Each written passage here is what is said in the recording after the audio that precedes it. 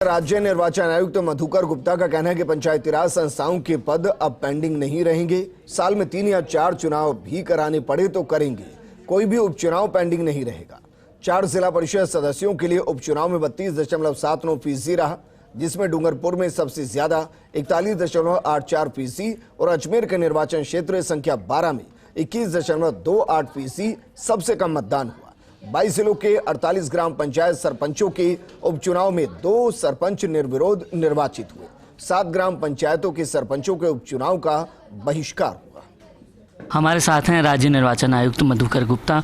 मधुकर गुप्ता से बात करेंगे हाल ही में जो पंचायती राज संस्थाओं के उपचुनाव हुए हैं उसके लेकर, और जो नवाचार आयोग द्वारा किया जा रहा है। हाल ही में जो उपचुनाव हुए हैं उसमें हमने देखा कि अब ये तय किया गया है कि कहीं पर भी जो पद रिक्त हैं उसका जितना संभव है जल्दी वो चुनाव करवा लिया जाएगा। तो ये क्या स्ट्रेटेजी है और इसके पीछे क्या कारण है? राजस्थान बड़ा प्रदेश है। 10% भारतवर्ष का जो भूभाग है राजस्थान में है। करीबन 1,10,000 जनप्रतिनिधि डायरेक्टर लोकल बॉडीज़ और पंचायती राज में जो हैं उनके चुनाव हम लोग कराते हैं।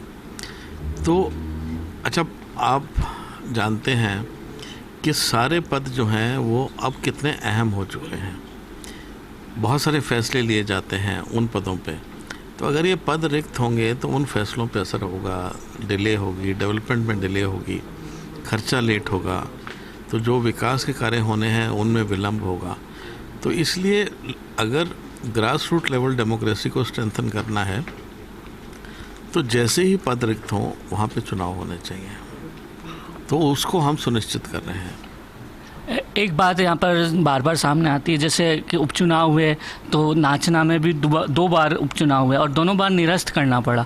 किस तरह की अनियमितता यहाँ पर देखने को मिली और जो आपने कमेटी बनाई उसकी क्या फाइंडिंग्स रही?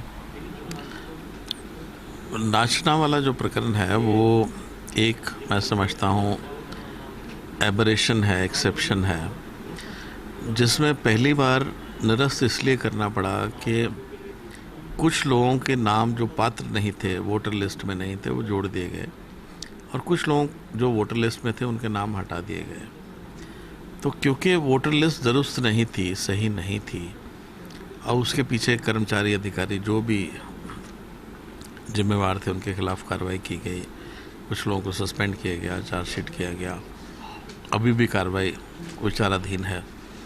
तो उसके उपरांत जब ये दोबारा चुनाव हुए तो उसी तरह के प्रेशर्स जाहिर है कि उन अधिकारियों पे भी थे। तो जो समय रहते कार्रवाई एपेलेट अथॉरिटी को करनी चाहिए थी वो नहीं हुई।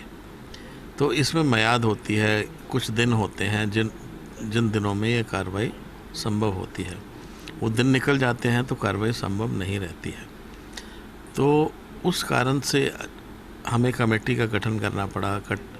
कमेटी ने जो रिपोर्ट दी उसमें यही कहा गया कि उन्होंने कोट किया है, नाम दिए हैं वोटर्स के जो मौजूद हैं और उनका नाम जो है वोटर लिस्ट में नहीं है, और कुछ लोग जो वोटर लिस्ट में हैं वो वहाँ नहीं रहते हैं। तो वो सब उदाहरण दिए हैं, उनके आधार पर इसको दोबारा रद्द करना पड़ा। तो अब तिबारा ये चुनाव कराए जाएंगे और एहतियात पूरे बरते जाएंगे। बात यह है कि गलत वोटर लिस्ट लेके उस पर चुनाव कराने से बेहतर ये है कि 2 महीने बाद चुनाव करा लिया जाए, पर वो वोटर लिस्ट क्लीन होनी चाहिए, साफ़ होनी चाहिए।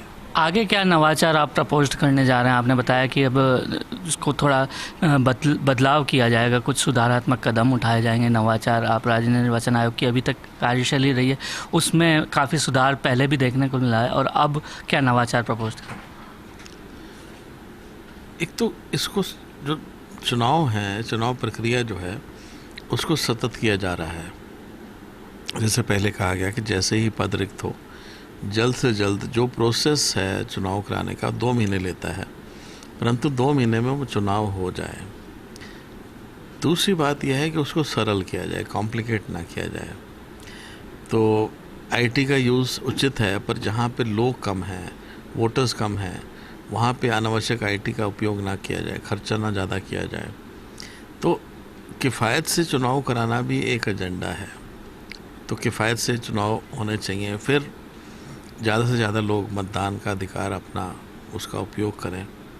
तो जिसको कहते हैं गेटिंग द वोटर आउट, तो वोटर्स बड़ी मात्रा में मतदान करने आए तो उनमें उत्साह बरकरार रहे, तो वो भी ज़रूरी है, उसके लिए भी प्रयास किए जा रहे हैं। तो ये हैं मधुकर गुप्ता, राज्य निर्वाचन आयुक्त। इनका कहना है कि जो लगातार जो सुधारात्मक कदम है वो किस तरह से उठाए जाएं, इसकी उन्होंने प्रक्रिया एक तरह से बताई गई है। और जो राज्य निर्वाचन आयुक्तों के सामने सरकारों से जो कॉमन इश्यूज़ आए हैं उसको किस तरह से सॉल्व किया जा सकता है, इसकी भूमिका सम्मेलन में कैसे रखी जाएगी, इन तमाम बातों पर हमारे साथ चर्चा की। कैमरा पर्सन संजय के साथ Rituraj Sharma, First India News, Jaipur.